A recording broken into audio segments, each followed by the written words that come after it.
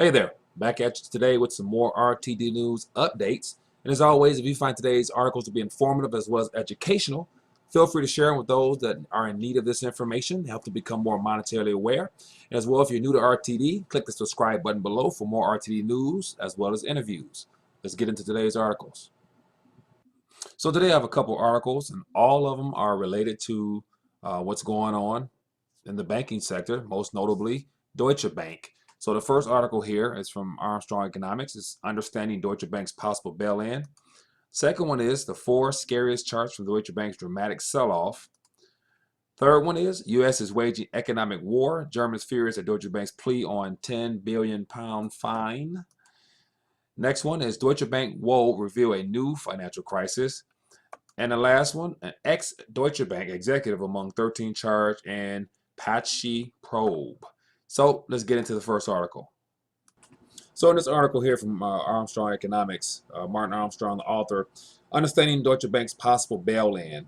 He pretty much starts off with talking about how Chancellor Merkel is in a tight situation here, being that she was a big fan of raiding Italian banks and the whole Greece fiasco, and how she was very pro bailing in the banks in Italy and Greece. But yet here, back in our own hometown in Germany, due to the whole Deutsche Bank fiasco, he's basically saying that that won't really fly, can be called rather a bail-in based upon some bonds they actually have.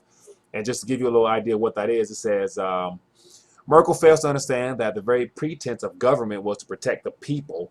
Taking their savings to bail in banks is really insane. Just because she got out of the way in Cyprus and has demanded the same way it result in Greece and Italy, when they have no right to vote for her out of office, is very insane and dangerous position for the EU as well.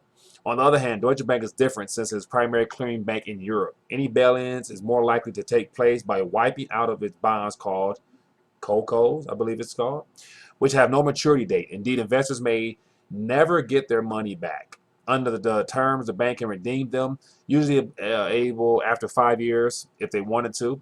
The annual coupon payments are contingent on the bank's ability to keep its capital above certain critical threshold levels. If the bank capital falls below that threshold, the bank won't make the coupon payment. Investors cannot call a default on these bonds, and that sets up for a bail-in. Investors are simply sitting on bonds that they bought because they had a 6% coupon. However, there is no maturity and no guarantee of redemption, and if capital falls below the threshold, they plunge in value and pay no coupon. Consequently, if regulators deem that the bank is failing, then these CoCos will be bailed in, by either being converted into declining values and shares, or could just be canceled. Then he goes on to talk about the price of these over the last couple of years and whatnot, how this pretty much sets up are good indications of public confidence for investors with these bonds here. So he lists a couple charts here and a couple of his own graphs here, kind of showing how things are fluctuating big time with Deutsche Bank, but just a concept of bailing it in based upon their own bonds is something that's quite unique. So article has more details. If you're interested, check it out. Find it below. Here's an article from CNBC, the four scariest charts from Deutsche Bank's dramatic sell-off, and it actually has that CoCo bond valuation actually in here as one of them. But basically, it just says shares of Deutsche Bank have been on a wild ride in the last 2 weeks with a proposed $14 billion settlement for the U.S. Department of Justice raises concerns on its capital position. The German banking giant insists that it has a comfortable cushion, but that didn't stop a whole bunch of price fluctuations in the company's bonds and the cost of insuring its debt. So first chart here is a credit default swap price, the cost of insuring against Deutsche Bank's debt. So as you can see, the up and down trend, and back when we were early in this recession, so quote unquote depression, the cost was extremely high, and then it died down a little bit. So here we are now, just this year for the most part, ramping it up as far as just the cost of them being able to keep confidence alive that this thing they can actually make it through the year and beyond. As you can see here, it keeps going up. So as this cost is of insuring Deutsche Bank's debt against default for 5 years, the metric jumped by 21 basis points on Friday morning alone, according to data from Market, after a report that some hedge funds were reducing their exposure to the embattled bank. And then here's that CoCo bonds, the price of a Deutsche Bank contingent convertible note maturing in 2049. So last 3 years, just the trend itself has been downward, and it's been a drop off pretty much at the beginning of this year, and then just fluctuating here and there throughout the year, and now it's down again. And just a little bit more information into what the COCO bond is. It says so-called COCO bonds, widely watched contingent convertible bonds, set a new record low last week. These bonds are converted into equity once a specified event has occurred. Example, if the bank were to undergo a precautionary recapitalizations, for instance, they are designed as an instrument to both bolster bank capital levels. On Wednesday, Reuters reported that trading in these bonds during the month of September had soared to levels more than 7 times those of the previous month. Then here we have senior debt. The price of a senior Deutsche Bank bond maturing in 2026. And so as you can see, just this year alone, it dropped, went back up a little bit, and then now it's dropping again as we are in October. It says when a company or a bank goes bust, there are some creditors first in line for payment. This is what is called senior debt. Financial analyst Louis Cooper, founder of Cooper City, explained in his note this week. He added that the price of Deutsche Bank's senior bond maturing in 2026 had fallen last week from 105 euros in August to 99 euros. That is a big move in a bond price, and again, the senior bond is almost back to the level seen in February. Junior debt, the price of a junior Deutsche Bank bond maturing in 2026. And so we had a little drop off in the beginning of this year, and it picked back up, but here it goes again, dropping as we head to October. And junior debt is seen as having less protection for bondholders, and Louis Cooper suggested, quoting calculations from Lone Smith, the founder of Smetaphor Macro Limited, that the above charts, including junior debt, show that around a 15% to 20% probability of Deutsche Bank going under was priced in last week. So just more charts to kind of show the dangers in the banking sector, starting with Deutsche Bank. Full articles below if you're interested. Here's an article out of Express UK, and it's U.S. is waging economic war. Germans furious at Deutsche Bank's plea on the £10 billion fine. And so basically here it talks about how a lot of people feel that this recent suit against the Deutsche Bank in the midst of all this turmoil is kind of playing into, helping to destroy or ruin the bank already. And so a lot of people are saying it's a U.S. way of committing an economic war on the bank.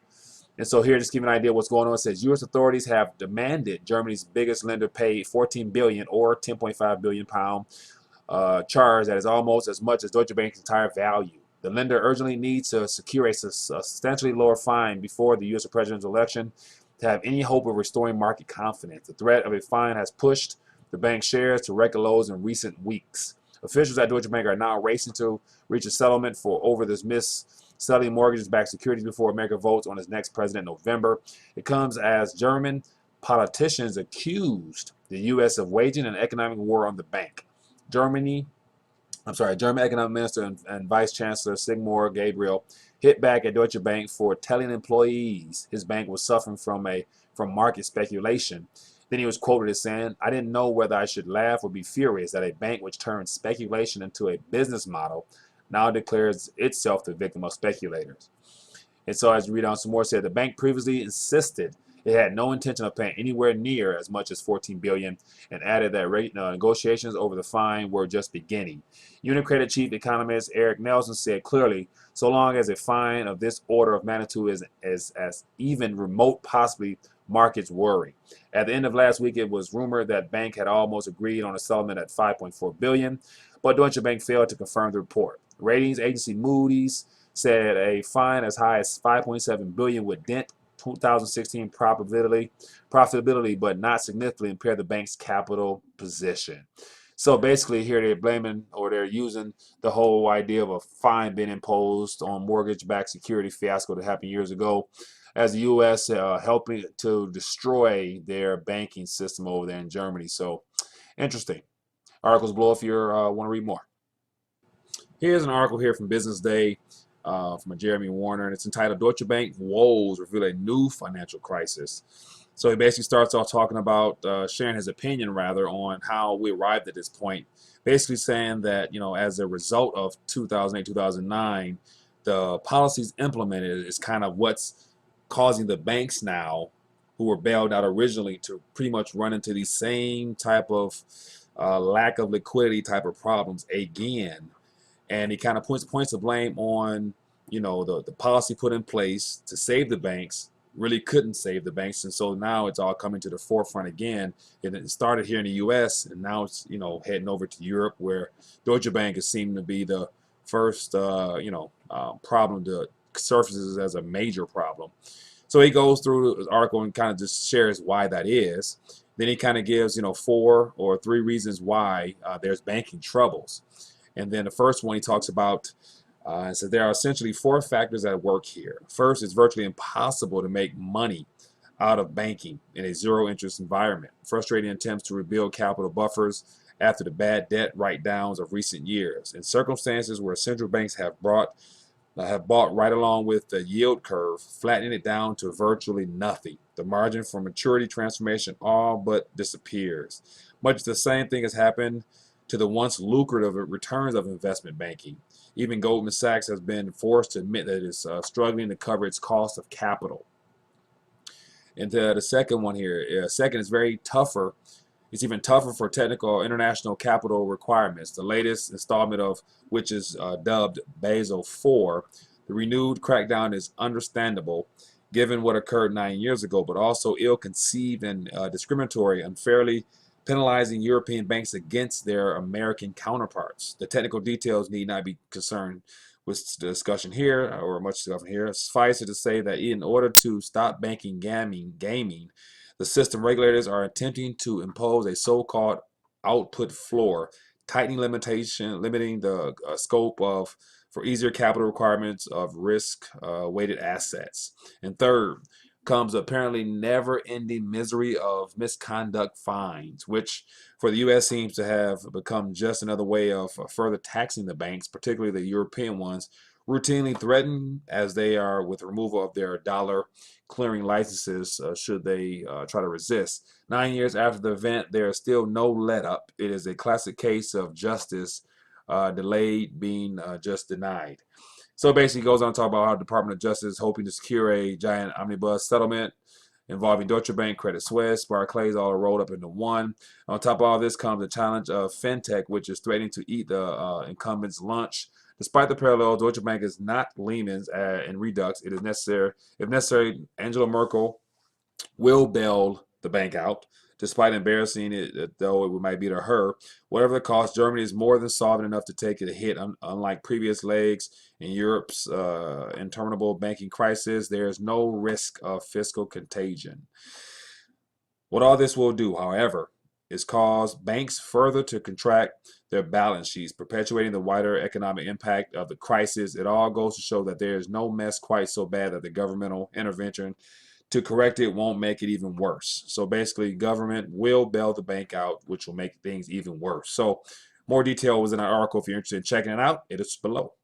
And if just Deutsche Bank itself basically being insolvent and just being just desperate to stay alive, we have ex-Deutsche Bank executives among 13 charged in Paschi probe. So this is just an article that came out last week, and it talks about how 6 current and former managers of Deutsche Bank AG, including ex-asset and wealth management's head Michele Fasola, along with former executives at Nomura Holdings Incorporated and Banca Monte dei Paschi di Siena, were charged in Milan for colluding to falsify the accounts of Italy's 3rd biggest bank and manipulate the market. And so you have just some ex-Deutsche Bank people being brought to light, and it doesn't hurt to, to be associated with or having been associated with Deutsche Bank as being a great way of grabbing your attention, as it says ex-Deutsche Bank. And then just a little bit more here, it says the charges deal another blow to Deutsche Bank, which is seeking to reassure investors and the clients that it will be able to withstand pending U.S. penalties over the bank's sale of the mortgage-backed securities, and is dealing with Russian clients. Monte Paschi, the world's oldest bank, reinstated its accounts and has been forced to tap investors twice, replenish capital amid a surge in bad loans and losses on derivatives. Deutsche Bank shares have now plummeted 49% in Frankfurt this year, swinging widely last week on the news that the hedge fund clients withdrew some funds. Money Posh has dropped 84% this year, amid concern it will struggle to restore profitability and strengthening in its finances. So more information here if you're interested, but yet also it's just informative how anything associated with Deutsche Bank will be brought to the light. Even if you're a former employee caught up in some bad dealings, you will be brought out to the light. So this is what's happening in the news. All eyes on Deutsche Bank in the days ahead. It'll be interesting to see how this year unfolds for the bank and what decisions will be made by the government to bail them out, because they cannot go under or the entire system will go along with it. So we'll see. If and always, if you find this informative, please share it. Leave me some comments below. Help me correct my little spelling errors there or my pronunciation errors there at the bottom. Working on my, trying to tighten it up a little bit here on my end when I pronounce these words that I can't read that fast off the cuff. So anyway, hope you enjoyed this. Look forward to bringing you more news. Until next time.